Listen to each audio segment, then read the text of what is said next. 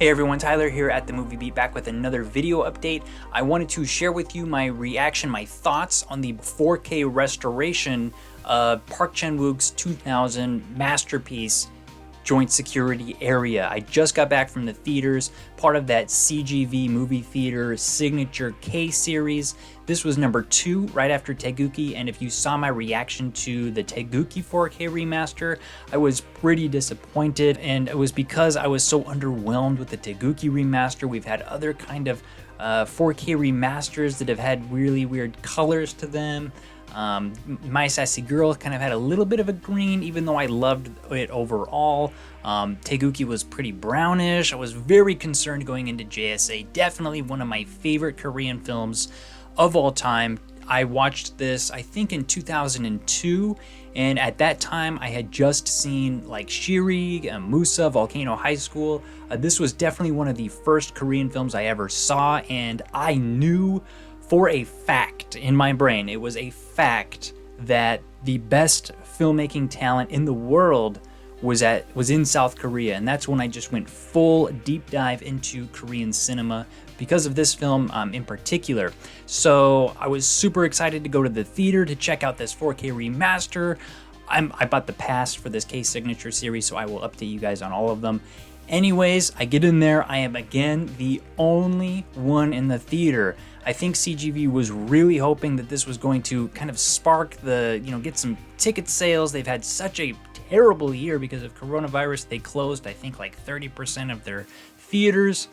Anyways, I'm at JSA. It is the 4K remaster, and all of my fears about the upcoming remasters with Classic and everything that I've seen so far are in this piece of paper right here.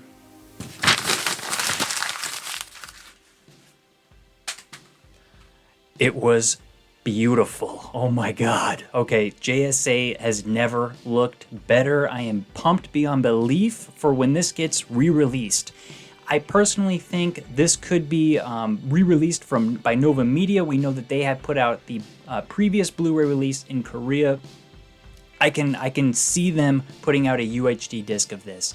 And based on the picture quality that I saw in the theater, if they added like just a tiny bit of HDR, it would be the best thing you've ever seen. It's one of the best things I've ever seen. So first of all, when this thing started out, I kind of knew immediately that it was going to be good because I could see like the color that I was afraid I wasn't going to see was immediately present. Even though I will say that a couple of the outdoor scenes at the daytime at the DMZ, I would say maybe 3 or 4 shots or scenes kind of had a greenish yellowish tint to it, but even in those shots the colors were strong. They held up, so even the red, like on the North Korean uniforms, were still very red. And all of the nighttime stuff, the indoor shots, everything, greens were there, blues were there.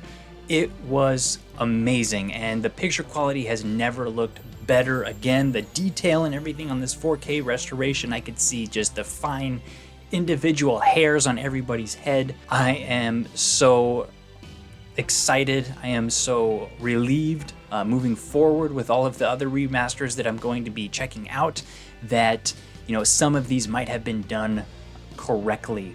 And so I also just want to add, maybe when Taegukgi comes out, that like Nova Media in the past has done some of their own kind of color tweaking on their Blu-rays. So when they brought out Bungee Jump of their own, they actually changed the color a little bit to make it a little bit more vibrant. I hope that the On does that with their Taegukgi, but we're talking about JSA now. I don't think it needs any tweaking whatsoever to be it's ready to go, like based on what I saw today. And I think anybody who's ever bought this, pretty much all of the Blu-rays look really good. This is just the cherry on top. This is a 10 out of 10 image. I've watched many 4K discs. I have 4K TV. This is exactly what we want to go for because I thought the blacks looked good.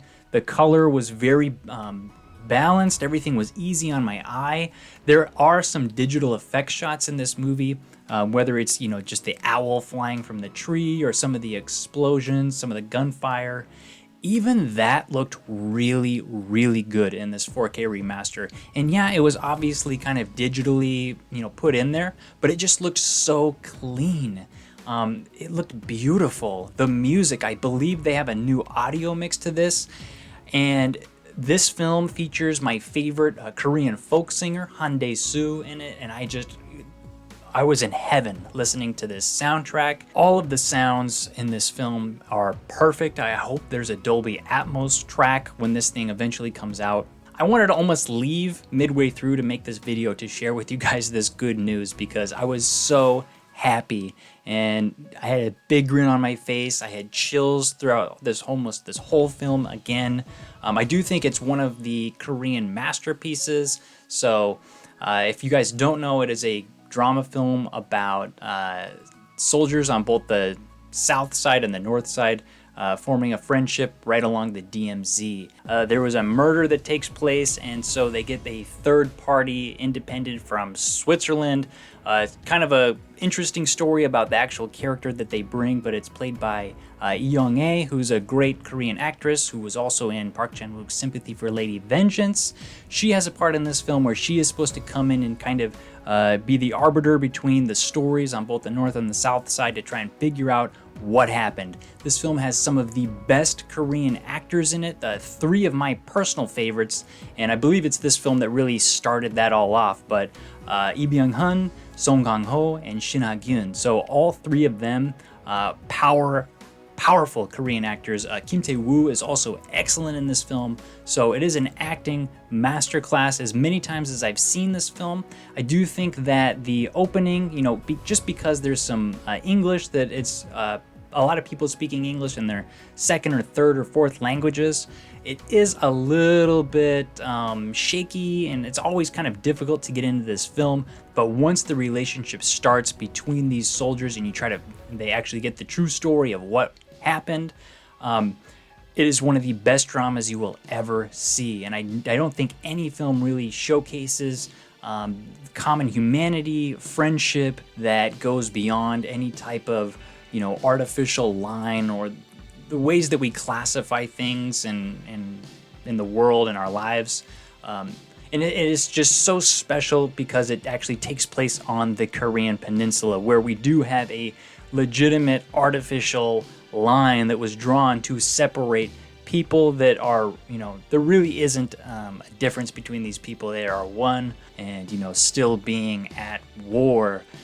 I think this film portrays it, even though I've heard there are some sequences in this that are just so unrealistic. Like, it doesn't feel unrealistic to me as a foreigner watching it, but I've heard from some Korean critics that there are some scenes that are just like, that would never happen.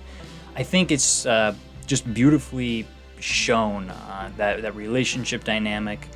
Even something like the scene where they light each other's cigarette when they come across the north side and the south side come across each other along the DMZ during a patrol.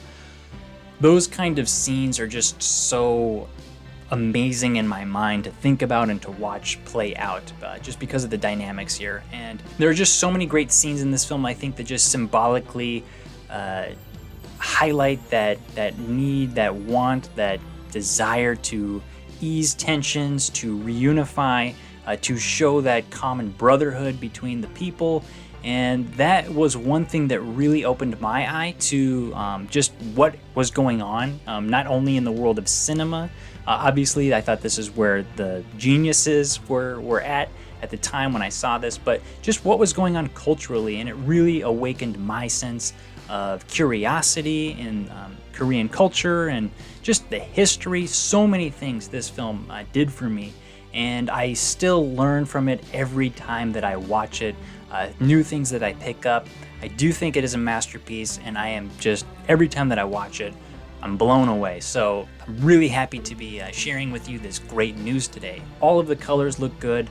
There really wasn't any type of muting or fading that I was worried about. Just a couple of those shots, like I mentioned earlier, that had a little bit of greenish or yellow kind of tint to it, but I think the way that it is now in this 4K presentation, I do think that is all intended. So the film is looking the way that it was meant to look, and that is the thing, that's the feeling that you want to have.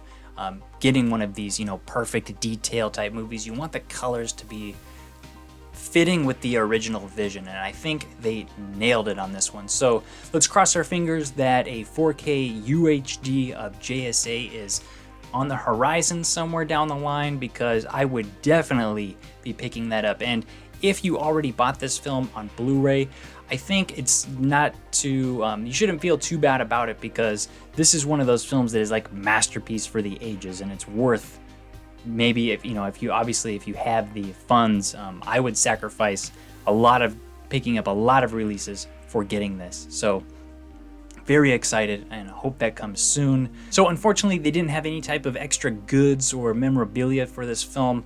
They will be picking that up starting in April. So I'm planning next month to see One Fine Spring Day, Christmas in August, and I believe it's Bungee Jump of their own. So all of those will be, like, I'm assuming 4K remasters. And if these little reaction videos are helpful, let me know in the comments, and I'll let you know my thoughts on the picture quality on those as well. So thanks again for tuning in. Hope this is exciting news and you guys are looking forward to seeing eventually this 4K remaster of Joint Security Area, one of the masterpieces in early Korean cinema that really started it all. So yes. All right. So thanks again for watching, everybody. Let me know if you have any questions in the comments below. Until next time, I'm Tyler here at The Movie Beat. Keep watching movies.